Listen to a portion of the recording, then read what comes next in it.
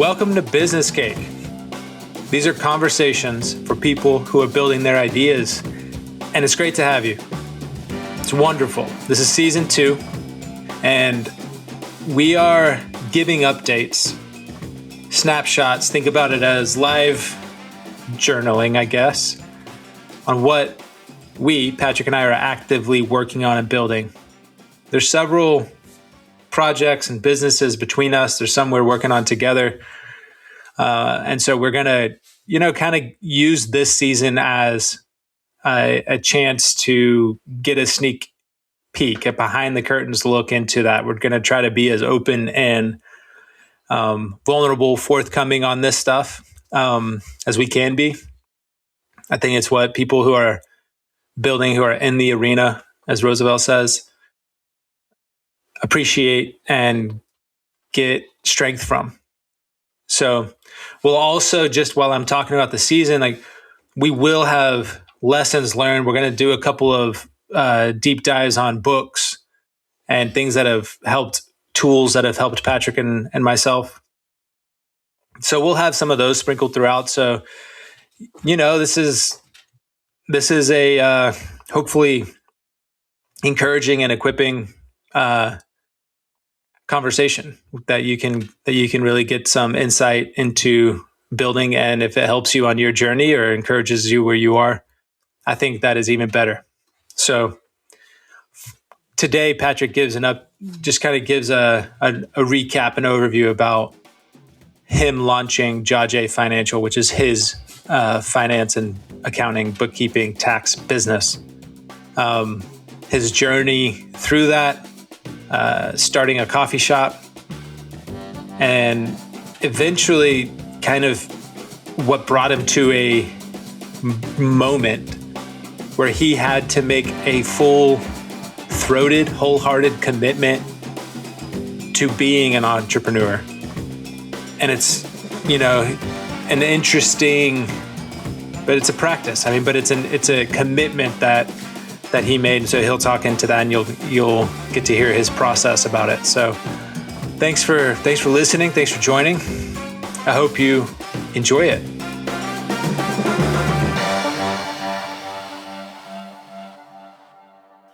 Do you want to go all the way back to the starting of Jajeh? Yeah. Great. Well, why don't you start there? I think that's the beginning. Yeah, so, our flagship company, Jajeh Financial, we started in 2014. And our first 2 clients were a dude making what he called durable goods. And the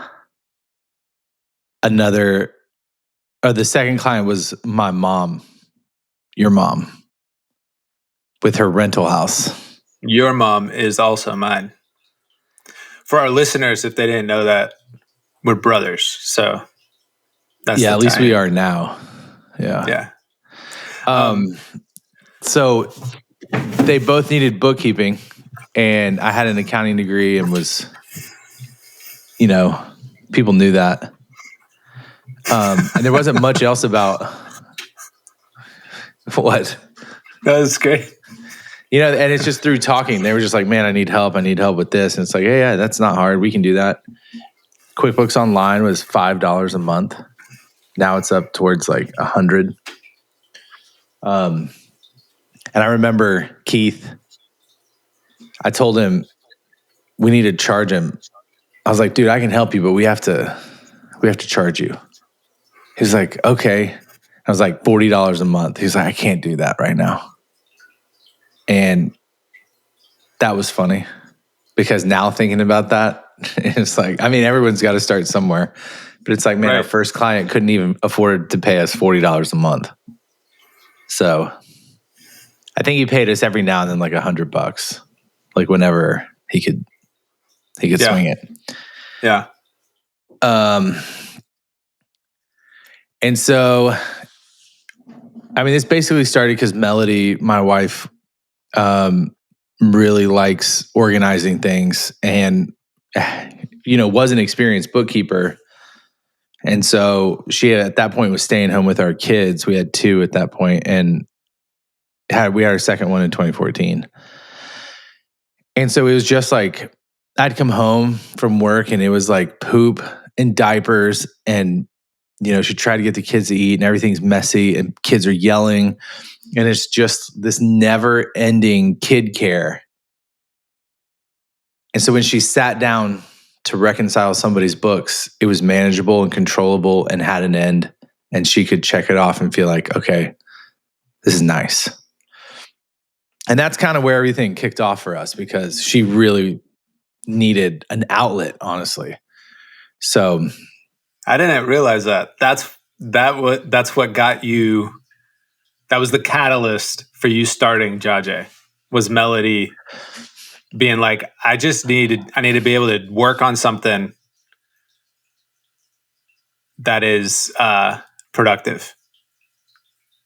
Yeah, essentially, and organized, controllable. Yeah, so one of the things I'm probably good at is putting people in a place where they actually can bring their best and succeed and do that well, and like find out what they're good at and like help them do that. And so that was, people look at me and like, I run the business, right? But it's like, yeah, but it's built off everyone else's talents.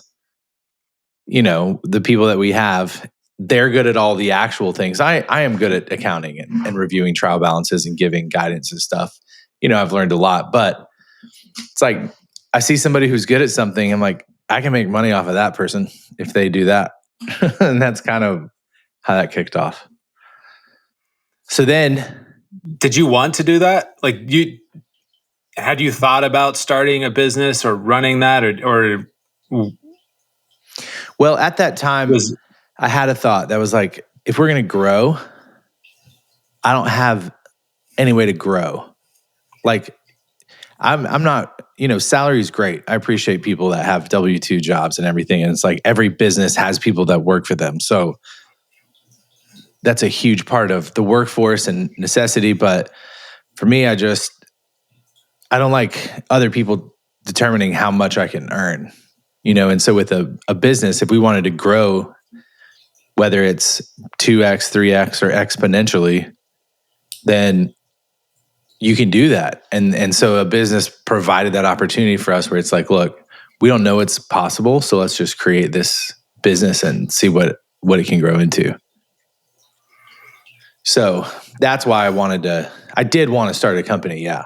And over time, I've realized I really bring my best when I'm calling the shots, and I'm not on someone else's clock. Yeah. But I mean, that took a while for you to realize.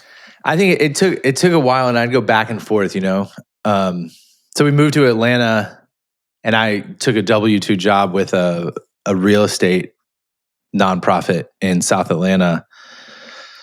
And they had a lot of different real estate endeavors. And so I was learning a lot the whole time. And we went through audits and all kinds of challenging things where I really cut my teeth on accounting itself. And there were so many different, they had a grocery store, they held mortgages, they had rental homes, they do flips, they would build new construction. They had different debt instruments that needed to be serviced. And so it was like every day we're learning some new thing. And then they were really connected to people in Atlanta that knew real estate. And so I got to have good conversations with them, people that have built buildings on part of the skyline, stuff like that. So what was your question? Were you the CFO for them? Yes. I mean, did I mention that? You didn't. You just said W-2 job, but I mean, the level of conversation you were also having, they were So I mean, it was an executive high level strategy, but then also, like, I mean, that is an important call out, because it just, if you would have been working for them as a, I don't know, what roles do they have? Bookkeeper? Yeah, controller, staff accountant. Yeah, no, you're right. And yeah, so I came in at that, and so I got to help with a lot of that strategy. And it was kind of funny because there were times where so many bank accounts, you've got millions of dollars running through different accounts and trying to track like which fund, where did that cash go? Because it spreads out a lot. And then I'd produce these reports and bring them to the president. And he would be like, I don't like these numbers. I'm like, yeah, I know, but these are the numbers. And that's one of the funny things that I've had to learn along the way, is like standing my ground and like speaking truth regardless of how people feel about it. I think from a financial perspective, it's, eventually the president stopped inviting me to the board meeting for the financial part because he didn't want anyone to shape the narrative to the board members besides him. And because of that, I took the board members out to lunch and would just say, look, here's what I see as the financial situation. And, because that was my job, is at least to say someone needs to know what's actually happening. And I think that's been a common theme.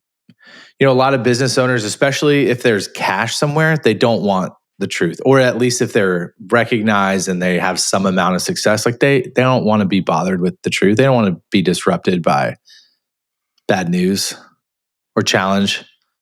So, I think as a business owner, let bad news travel as fast as possible and like take care of it as quickly as possible. That's what I've found to be helpful, is just nip it. Yeah. I mean, it's never comfortable. It's it's annoying. Bad news is terrible to get. But I think you're right. Like, it is you can deal with it. You can move on, you can clean it up, and it will be better in the long run. But that pain is important.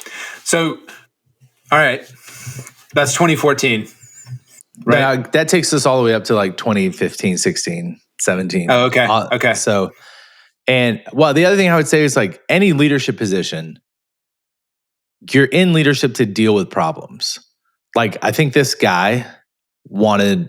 president I'm talking about wanted to look cool and wanted to like not deal with problems.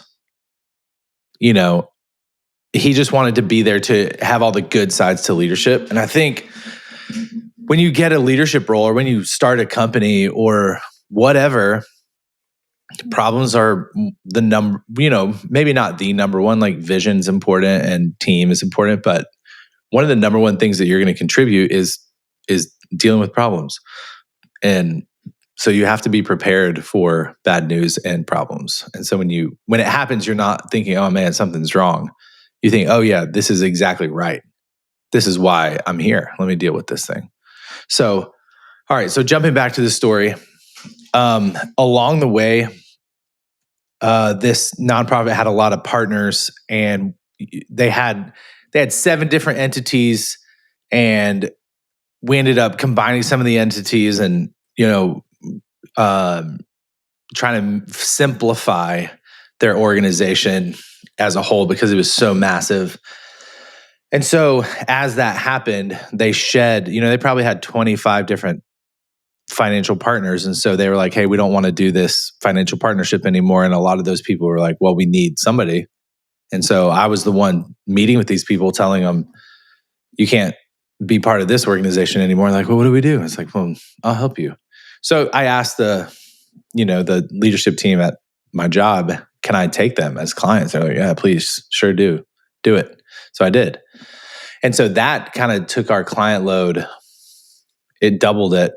I mean, probably added about 10 clients at the time because we had continued to grow since moving to Atlanta from Texas. Okay. So, yeah. But that was like a surge. And so it was like, okay. And it also, since that organization was so well connected, it put me in a place to where people knew that organization. And then since I was the CFO, like, hey, this guy must know. Can we just get a meeting with you and talk about it? And that would turn into business. One thing I read during that time was an article by Harvard Business Review where they said the best time to start a business is when you have a job.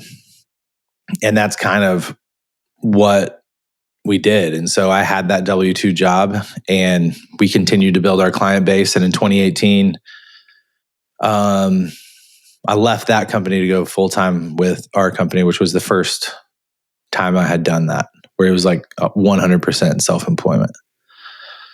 So that was cool. Yeah. That's a pretty big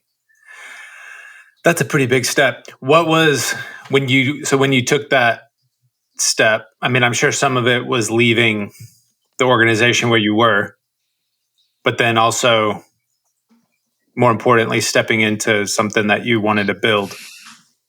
Yeah. Which one of those was stronger?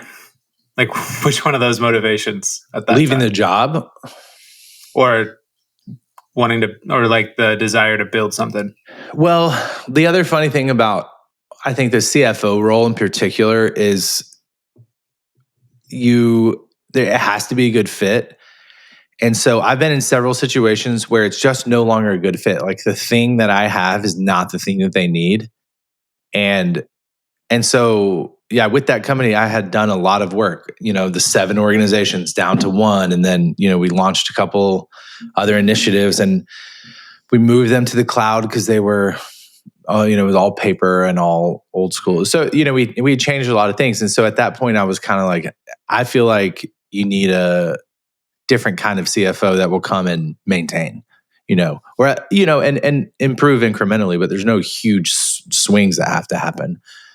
And so it wasn't like I hated the job or the people.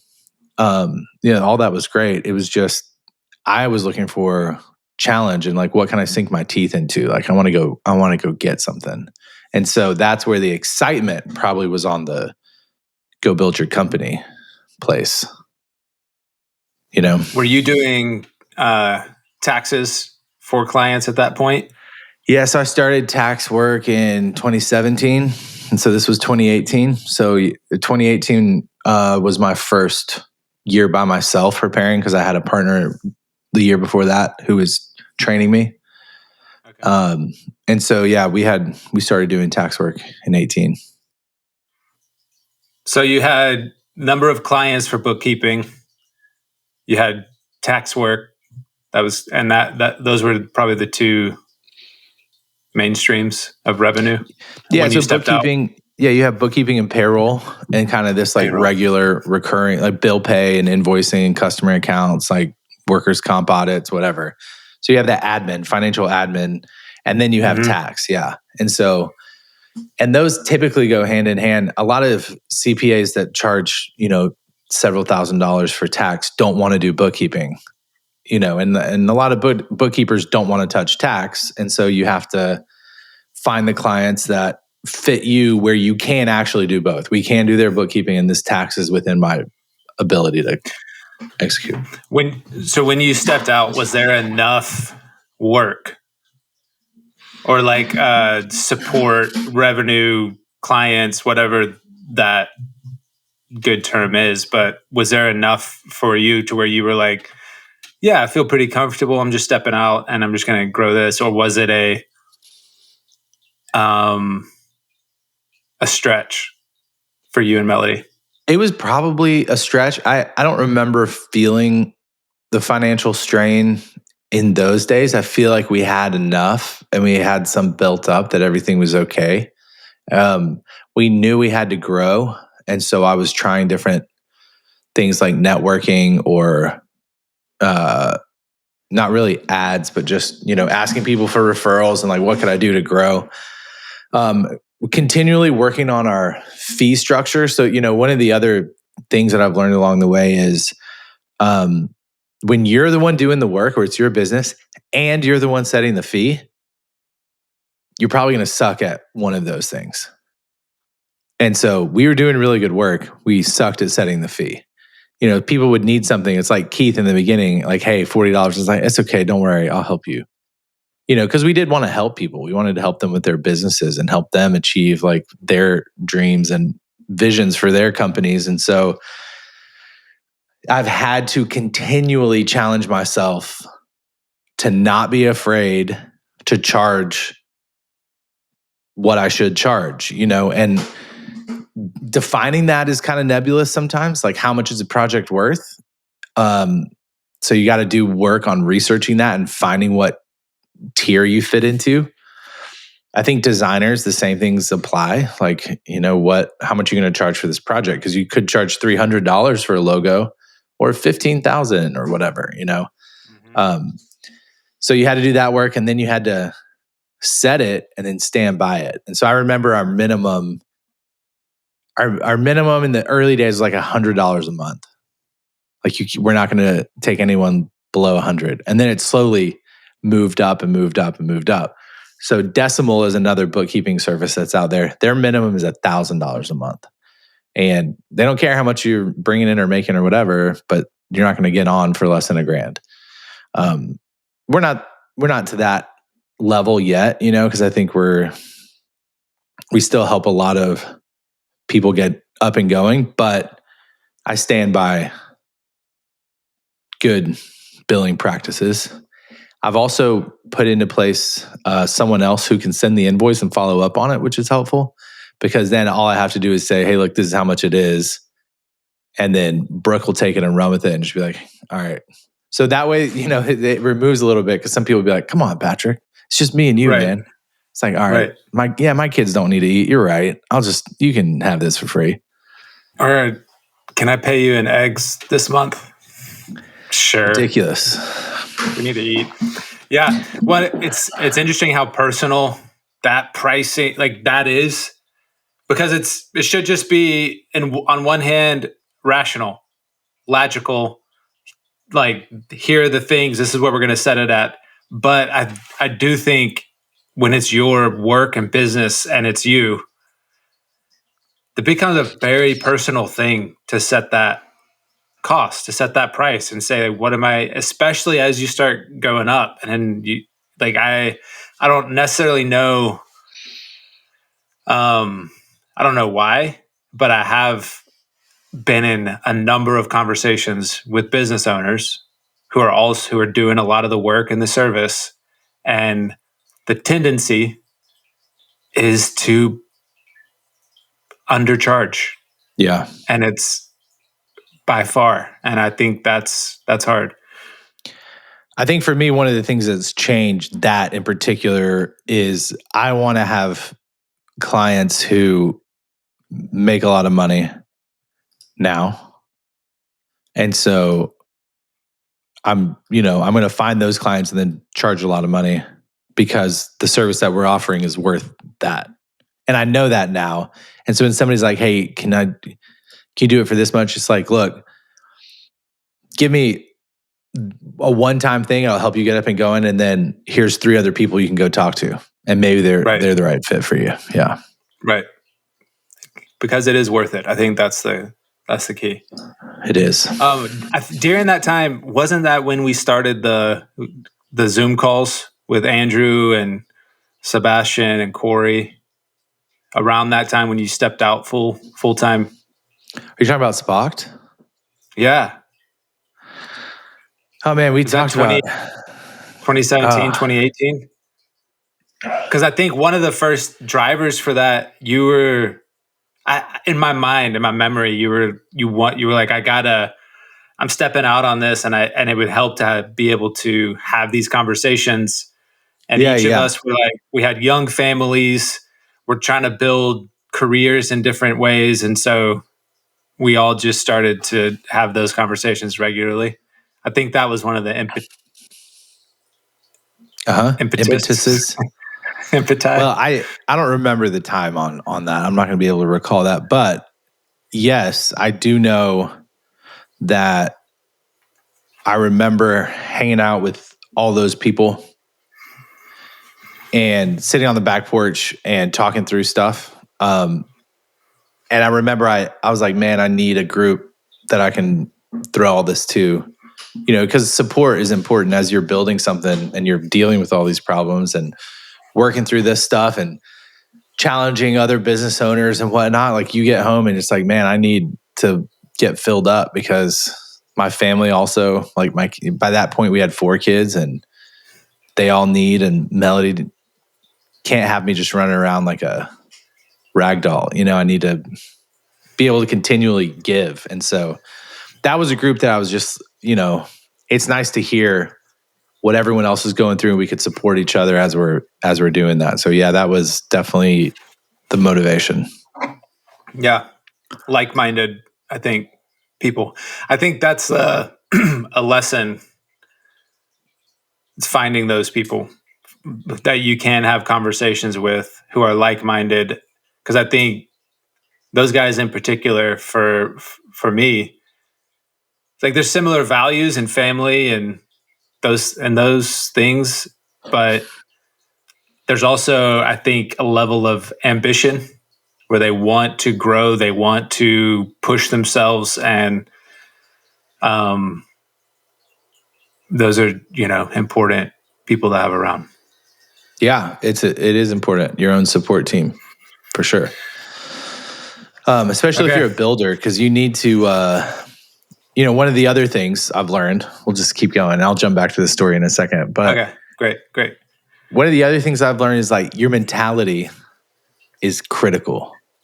So keeping the mentality clear is really important. And friends will do that, where they're challenging you and they're saying, last time we talked, you said you wanted to hit 300 a year and now you're happy at 150. What's going on? Or whatever the case is.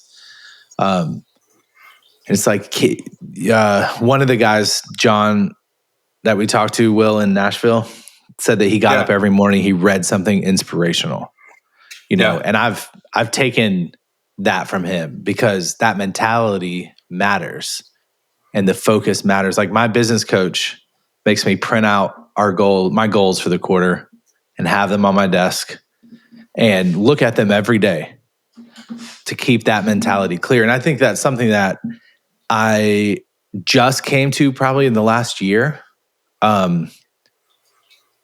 where I kind of thought like, okay, if I just do cool stuff, it'll happen. And I realized it won't. Like people, as we've interviewed builders, as we've, read people's stories and got into it, I realized like everyone gets there on purpose. And so, and it's not just on purpose of like, I'm going to do good work and put myself around good people. It's like, that's not enough. You need to know where you're going, why you're going there, and what's going to happen, once you get there. And you think about that and you talk about it and you look at it. Mm-hmm. And so all that from the support group, team, people, friends that we were talking about, those are some people that, yes, they are excellent people who are also striving to build. And Andrew was one of them. We interviewed him. Mm-hmm. Andrew Rarig. Yeah. I think he's the only one we've had on. All right. Well, I mean, we will remedy that because I think we should just have a full Spock episode. A full Spock conversation. That would be either terrible or awesome. It'd be hard. I think it'd be hard to follow for people unless we get cameras set up and it's edited to where people can track. But that's such a production. All right, so let me jump back to the story. Go ahead. Great. No. Okay. You go ahead. So for a year and a half, I worked, we had probably 3 other people working with us. Because along the way, I would talk to people and they're like, hey, I'd love to do some work, have some bookkeeping experience. Like, great, because I'm getting clients and clients would line up and the employees would line up. And so it's like just putting them together, which was really helpful. And I think, another thing I've learned along the way is like letting clients go. And so that's kind of the bad news thing or uncomfortable thing. But it's like when a client decides they want to leave, it can be in the beginning, it is like devastating. Like you're taking it so personally. Like you're working on this, you're like, hey, we're going somewhere else. And you're like, I don't have any purpose in life. I don't have any meaning in life. You obviously hate me and my family. You know what I mean? It's like, not everybody swings that far, but And so some of the resilience in that, and also understanding how to end things well with people, which is, I just had an email this morning. We knew this client was going to go for about a year. He's been kind of dropping hints. And so they've been with us since 2020. And our part with them is actually so small. We do like 2 journal entries a month. So it's not a big deal. But they emailed, hey, we're going to, as part of our vendor review, we're going to move on. Let's set up a meeting in January. And so sending the response to that now is so different. So I was like, Charlie, that's great. We wish you guys well. Thanks for the 5 years that we've had. If you know anyone that needs our work, please connect us in the next month. Not like in the future, please send it to us right now so we can, it's warm. You still know who we are. And then if you have any feedback, sometimes I'll send an exit interview to the clients, so they can give feedback. But I'm like, if you have any feedback, give it to us and we'll adjust. So, all right. So that's something I've learned along the way, up till, 2017, 18, 19, et cetera. You get clients, you lose clients.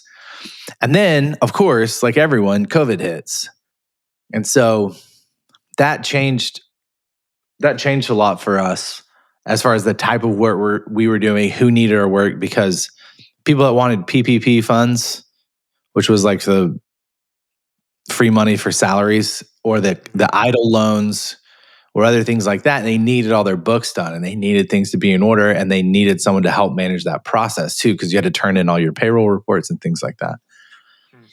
And so COVID was nuts. I was so busy just trying to keep up with all that stuff. That's the time I got an office out of the house because all the kids were home and I was trying to do all this extra work, learn this stuff, and it was nuts.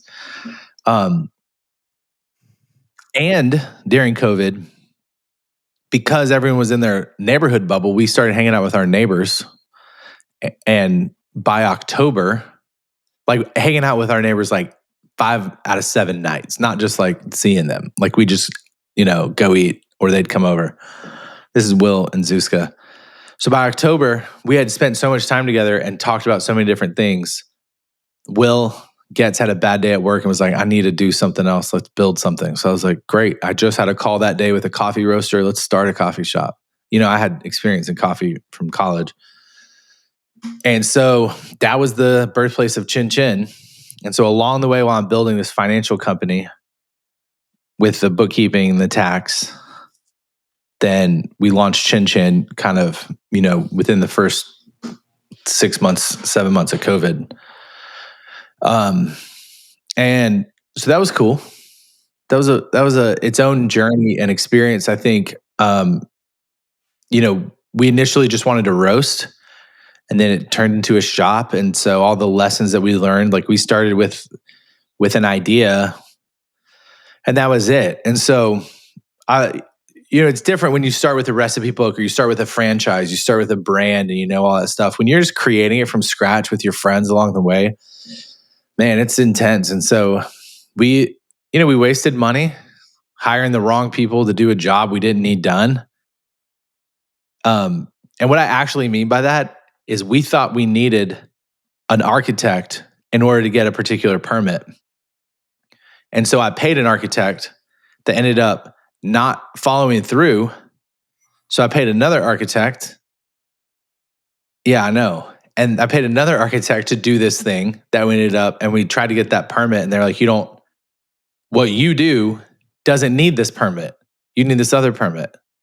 And so I went and got that one instead, and I didn't need any of the things. And so it's I paid a lot of terrible people for something I didn't. I was like, what the heck? Yeah. We've run that path as well with the distillery. But I think when people talk about unknown unknowns, you're getting into an industry for the first time, and you don't know what you don't know. That's something only the experience and expertise can deliver. I think that's why I don't know if that's why, but I think the more experience you gather and the older you get, it's harder to switch industries because you don't, or to switch those kinds of jobs. So you don't know. And the cost at that point is too high for you to have to go through and learn that stuff and delay it. And so Anyways, that's a Well, and that's why specialization, like why you end up having a guy who's good at IP law, right. because it's like they've done it for so long and no one's going to pick that up. And you can't do that and do tax law and do immigration law. Like you just can't know enough about all those things. No. Time is so finite in that sense. Even when it's crucial to your business. Yeah. It's like you can't get as in depth and know all that stuff as quickly as you need to. Like you just, Right. so I mean, you have to bring people in. I think so there is something, jumping back to that coffee shop situation, there's something to be said for a franchise. And I've had so many people walk up to me like, hey, I'd love to start a coffee shop, just for the social aspect of it. They want to start a coffee shop. And it's like, romantic. Dude, you don't want to start a coffee shop. The margins are less than 5% when you're doing well. I just was talking to a guy who has 7 stores in another state. And he was like, oh yeah, those margins don't get better because you have more volume. And he's like, they're razor thin. He tells his team all the time, we are 2 weeks out from you not having a job, which I don't know about that management style. I would not say that to my team all the time. But it's like, you don't want to start a coffee shop. You just want people to like you, and you like third spaces where there's social. And here's the other thing. Social spaces that are cool usually don't have a good return. And that's the kind of thing that lazy or naive entrepreneurs, they always want to start the cool social thing. But it's like, there's no return in that. Like, let me start a place where people can hang out after work and talk to each other, and it's like, great. How are you going to be profitable? How does that make money? Like, think about the money side of what you're talking about. So anyways, I used to say that when people walked up to me, I wanted to punch them in the face when they're like, hey, I want to start a coffee shop. And it's like, well, if I punch you in the face and be like, how does that feel? They're like, I don't like it very much. Then I'd be like, this is what it feels like to start a coffie shop. So are you sure? Because every day. You have to like that. Yeah, exactly. Multiple times a day. I was thinking about the implications of that guy's management style of saying, hey, we're 2 weeks out, and just imagining, you're in this cool vibe, you're drinking your cup, you want to go get a free refill, and they're like, I mean, you can pay for another cup and also drink all of that. Everything that you have left, drink it all. And then you can pay for another cup. And we're not going to waste stuff around here, man. We're 2 weeks out. Well, yeah, exactly. That obviously, that would be a good, I think you should leave skit. But I don't think it's good reality. Yeah, probably not. Kills the culture. Yeah. So we launched that. We opened in 21. And so as I was building the coffee shop, we kept the financial company going. And then from 21 to 2024, so those 3 years, I would say that was a pretty challenging time personally, because I'm trying to run the coffee shop, trying to find a good manager, put them in charge of it. We have business partners and we don't see eye to eye on a lot of things, and those challenges get more real. And I'm running the financial company, but I'm not spending a lot more time on that. I'm spending as the time that I need to, and that's it. The tax side is growing, and so I'm spending from January to April just deep in tax, while trying to run everything else. There's a CPA out here named Thomas, and we met with him probably 2016, 2017. I remember before I got into tax, I talked to him and he was like, yeah, I just kind of had a mental breakdown last year. Couldn't do many tax returns, but I'm coming back from it now and I'm feeling better. I was like, dude, what the heck? Why have a mental breakdown? You're just sitting at home working by yourself with clients. After successive tax seasons, I'm like, oh yeah, 100%. You need to take a sabbatical every 5 years from tax and then just come back into it because it's so intense. And, you have to tell somebody like you owe $250,000 to the government. And they're like, what? I only have 5,000. And that's a real situation that I had to do. And they said, I only have $5,000. It's like, okay, well, this is a problem and I'm not going to be part of it. So kick rocks. So all that's going on. And the coffee shop, my plan was 3 years to break even.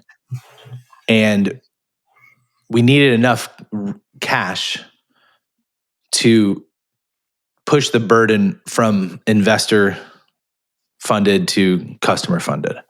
And so, I had the tenants that I cared about, like we need to have these things in place. We need to do this. Like pricing, we were always, you want to push that. They always have some tension on that.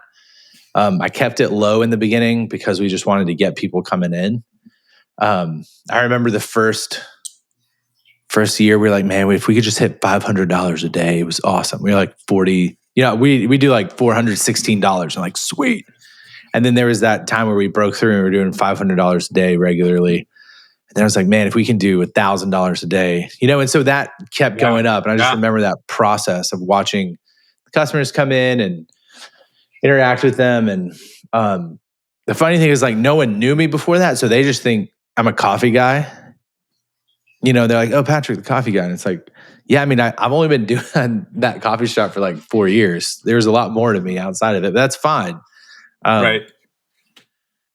Met a lot of business owners through that. So that was kind of a cool segue. I mean, a cool connection. Something else that happened in that period is I tore my Achilles tendon.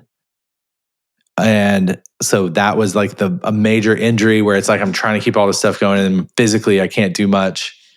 And I went back and got a CFO job twice within that period. With 2 different companies. So this is important because it helped me craft another part of our financial company. Yeah. So you opened the coffee shop in 21. Yeah. And you were just talking about the shift of having to push investor funded business to customer funded. So that during that time of trying to make that shift, you had to go get 2 CFO jobs at different points. Yeah, because we had put so much in. We put in much more than we expected to put in, and the runway was longer. Yeah, I mean, this is reality. So when did you get how soon after opening the shop did you get your first CFO job? It was in 23. So it had been running for 2 years, and I had a good operator in place. And, I was there every day, bro, from like 5 a.m. till I didn't have to be there anymore, and so it was nice to back out, and that was a forced back out. Yeah. It's like, I'm going to go ahead and get a job because that'll give us, $150,000 a year to help float all this. And that takes some pressure off of my family too. That's another thing to consider along the way. And there's lots of people that have written about this, but your family, you don't just start a business, your family starts a business. And so your kids and your wife, like they're all in. And so whatever you do affects them significantly. And so, part of it was like, all right, we need to go find some more cash flow. And so I took a CFO job with a foundation, a nonprofit around here. And I think at the time they had like 150 million that they had under management because they did a lot of money management. And it was the kind of thing where I got in and I helped them for a month. And then I realized like, they don't need me. They don't need my skill set. It took them another like 5 or 6 months to get to that place where they realized that. And I ended up leaving because it was like, you need a different, your financial side, you need another bookkeeper, controller person, not necessarily a CFO. Like there wasn't much strategy to what they were doing. So then I had another friend who was running a construction company. So I signed on with him in 23. So that must have been 22 that I took that other job, and then 23, I don't remember all the details, bro. So I helped him a lot, but it was a similar thing where he didn't need 40 hours a week for a year and a half. I could have done that job in, 10 hours on the low end to maybe 25 hours on the high end a week. Yeah. And so I left that in January of this past year and started realizing like, man, these people are making money. Like he's doing 40, 45 million a year, something like that. And so like there are businesses out there that are making money that don't want to hire a full-time CFO. They don't need to hire a full-time CFO, but they need CFO help. And so I started looking around. I found this guy named Michael King, and he trains fractional CFOs. So I signed up for his program and went through it. And so that's another thing that we added. So now we have the bookkeeping payroll, we have the tax, and then we have fractional CFO, where if it's for a number of months or it's, if it's perpetual, but it's not full-time set up, they can get CFO level help and services from me, And so had I known that, I could have done that previously, but that's fine. It's part of the live and learn situation. So Right. Yeah. I mean, and essentially, probably definitely the last two CFO jobs you had could have been fractional. Like, hey, let's set up an agreement. I'll help you with these things, and you're moving on. But yeah, I think the lived experience, you going in there and understanding that, you're like, okay, this is how it needs to be. So the other thing that I've done this year is partner with, so I have like 3 different tax partners that I work with. One is a CPA here in town, and we created he has his business, I have mine. We created a third business that's going to take the majority of our tax returns. Because again, thinking about, in the beginning I said Melody was good at this and that's what she enjoyed, and I just connected clients to her product. Like tax is one thing that I realized I enjoyed doing about 10 returns a year. And outside of that, I don't want to do anymore.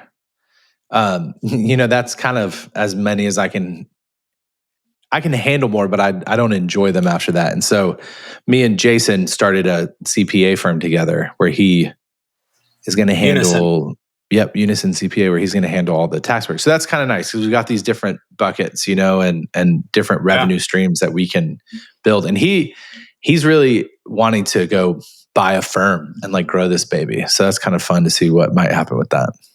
Yeah. That's awesome. I mean, it's come a long way since 2014, durable goods guy and your mom being your first 2 clients. Oh, right. Did you know, like at what point, this is a leading question because I know it, but at what point did you say, I just want to focus on building businesses? I want to be an entrepreneur. Yeah, that was this year. I think I've always enjoyed hearing about people's different models and their own business journey. And I leverage that for our accounting, to like connect with people and like, hear where they're going. And my grandfather, Cito, he's also your grandfather. Oh yeah, the connection we established earlier. Jajeh.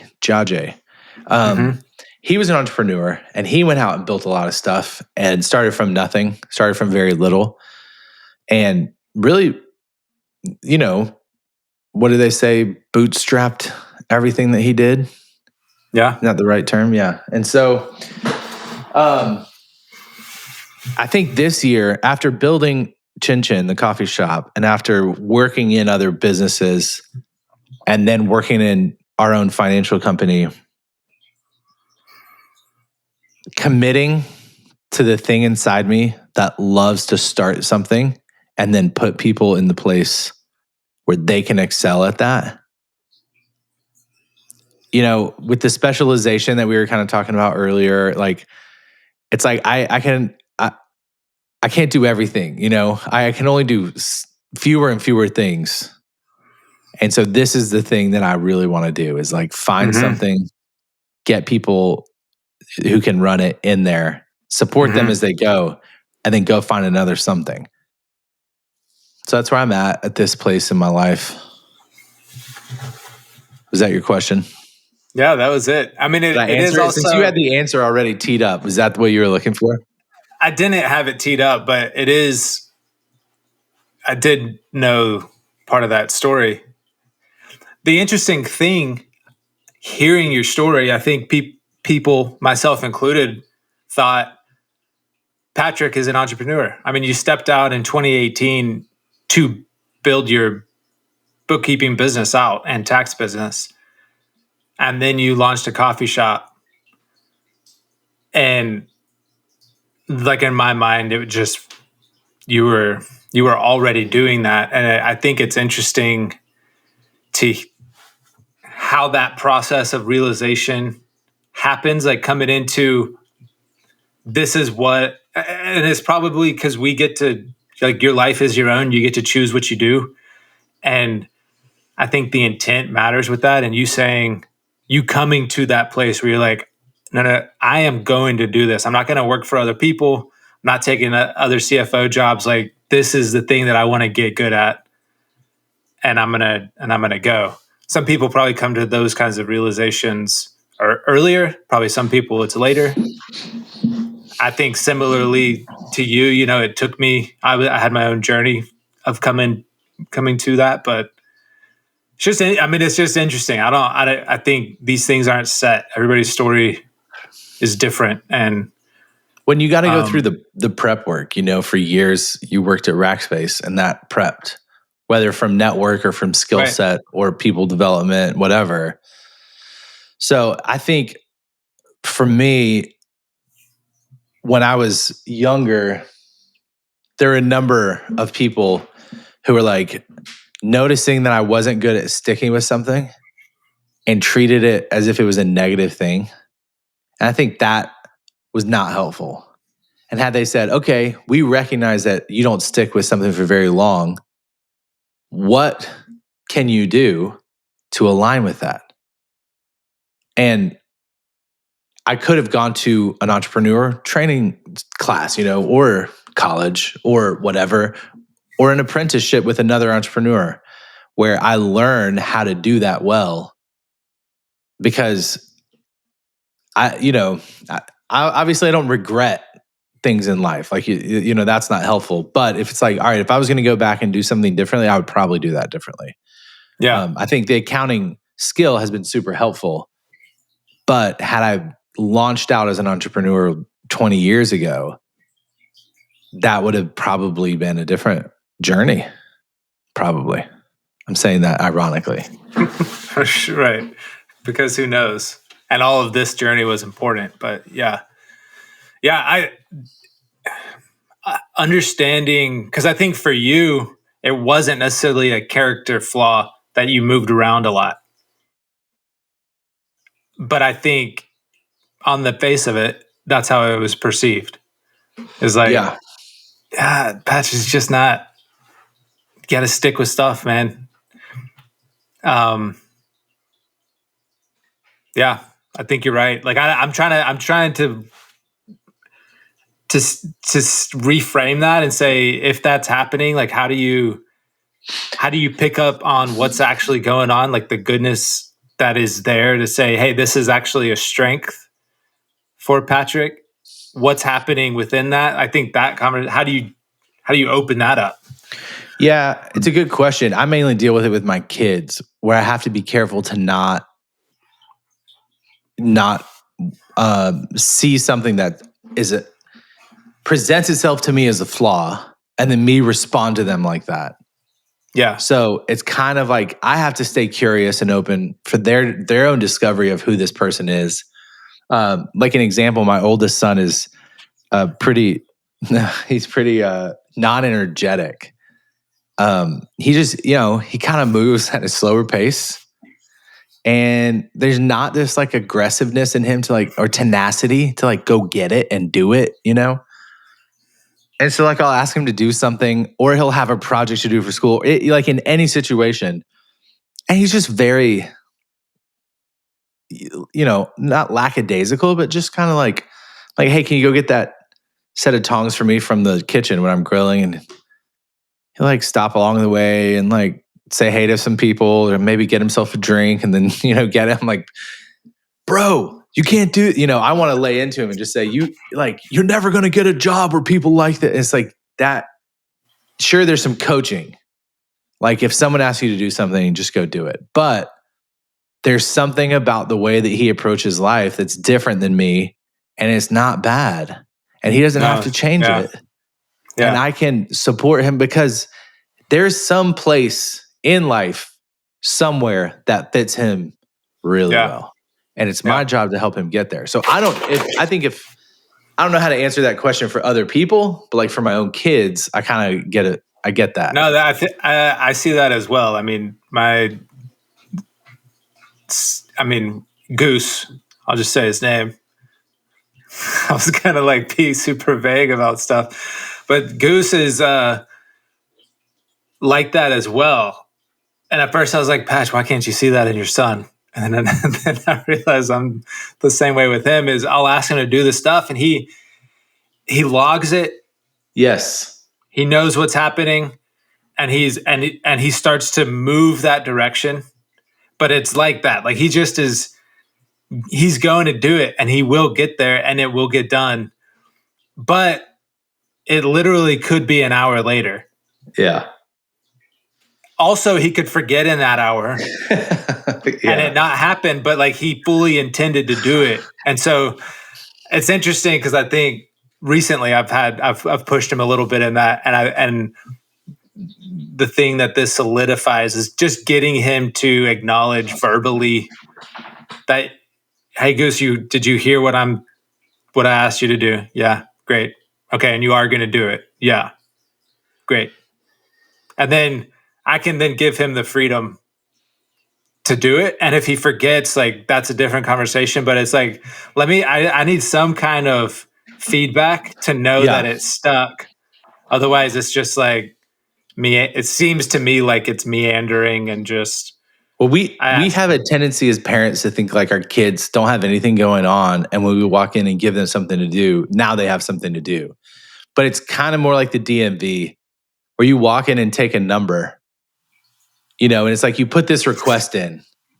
Like, and when they're like, all right, number 42, like they've done they already have a bunch going on. Like we don't realize that, you know, and it's not stuff that we would care about. It's like playing with Legos or they're thinking about Ice Age, you know, or something like, you know, but it's like, that's their thing, man. That's like that's what they're doing right now.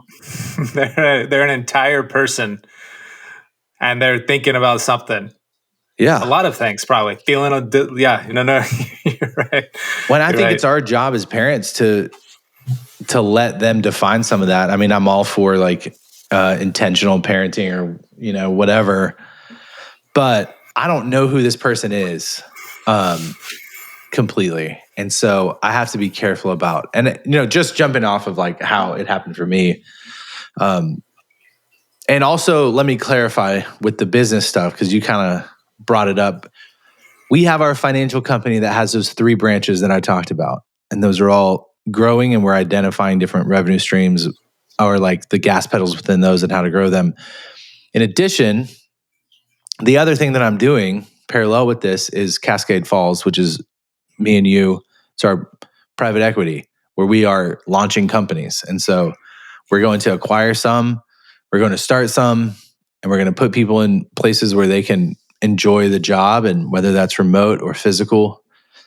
And I see that as my next 20 years, you know, as far as like the kinds of things that I get to build.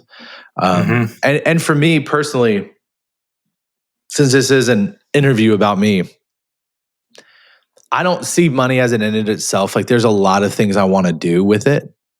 And I believed my whole life that it would just come to me if you, like I said earlier, just do the right things and it'll show up. And now I realize that's incorrect.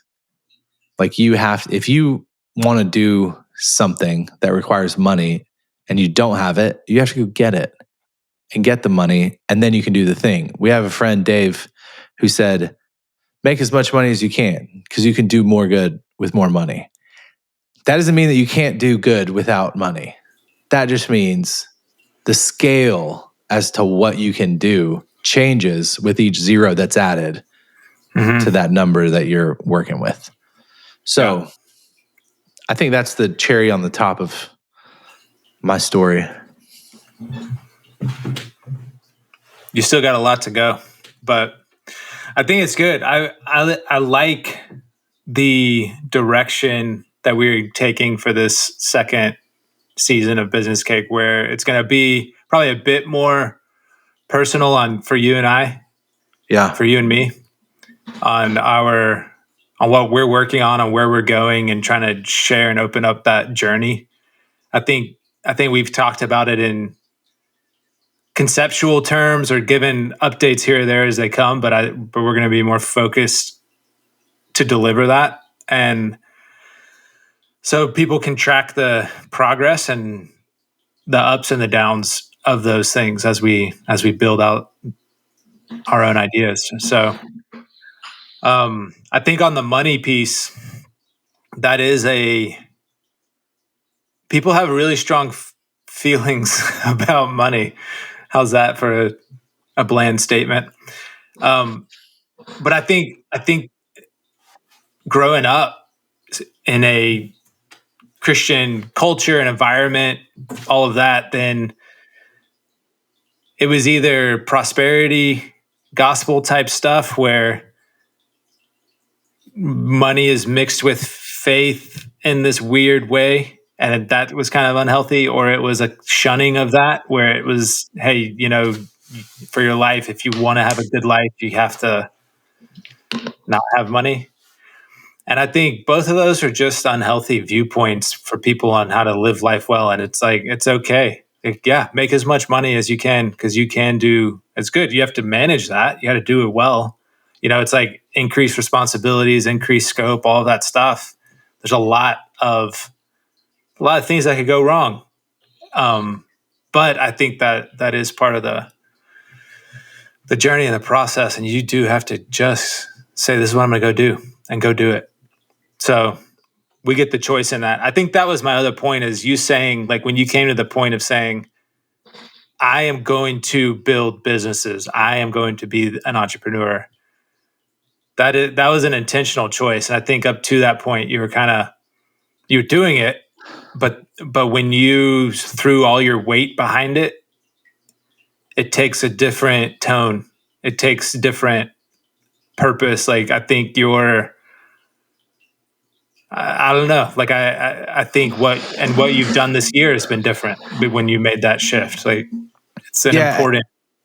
And I'd have to actually call out my business coach. I know I talk about him all the freaking time, but it's been so helpful to have somebody like this every 2 weeks we're meeting. He's holding me accountable to what I said I wanted to build, and he's given me pushback too. But his quote is the one that he read it when he was on here. But we his haven't quote is, published that episode though. Oh, I forgot about that. Yeah, we have it. We're just kind of holding on to it. Do you want me to read the quote, or should we just wait for that episode? Can you summarize it? Just summarize it. No, it's just a commitment quote. And it's like, if you don't commit, it's not going to happen. If you do, it will, basically. Okay. But that's not inspiring to say it like that. We'll say it. You also kind of like downplayed it. If you're going to commit, do it. If you're not, no, that's funny. It's ironic to say a commitment quote with no commitment in it. Yeah. Yes. Yeah. So, okay, we'll wait for him to read it. I think he reads it on the episode. But he basically is the one that he said most people are wondering generalities. Like, they're just wandering around towards no specific end. So he's like, if you want to accomplish something, say it, write it down, go after it, and accomplish it. And so I think what he's getting at is like vague ideas or like people that walk in and say, hey, I'd love to start a coffee shop one day. Like, no, you wouldn't, because you're not doing it. And it reminds me actually of Randy Cottingham when I was dating Melody in 2009. He took me out to lunch and he had just watched Melody and I date for 6 months or whatever. And we were talking and he was like, hey, you want to get married? Like, you do want to get married, don't you? And I was like, yeah, I do. He said, no, you don't. Like, he asked me the question. I said, yes. He made me commit. He was like, no, you don't. I was like, what are you talking about, Randy? I just said, yes, I do want to get married. And he said, do you have a ring? I said, no, I don't. He said, okay. Do you have a place where you can raise a family and like take Melody, like you can live there? It's like, no, I have this really crappy rent house on the south side.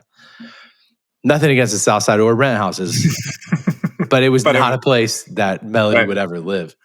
And then the third one is he was like, do you have a job that can support a family? Like, are you interested in like making enough money to support a family? And I was like, okay, intent has to be tied to action. And if you can put those two things together and focus on it over a long period of time, you'll get what you want out of it. And a lot of people just don't do the work to do that, to commit to it, to clarify it, to find out what action needs to be done and to stick to it over a long period of time. Mm-hmm. So that's what this year has been about for me, is clarifying those things, sticking to it. And then, we're 1 year down of 20. So here's to the next 19. Here's to the next 19. Business Cake is produced by Sound Ops. The music is written by Philip Cusius. And this is hosted by Will and Patrick. If you enjoyed it, please rate us 5 stars wherever you find your podcasts.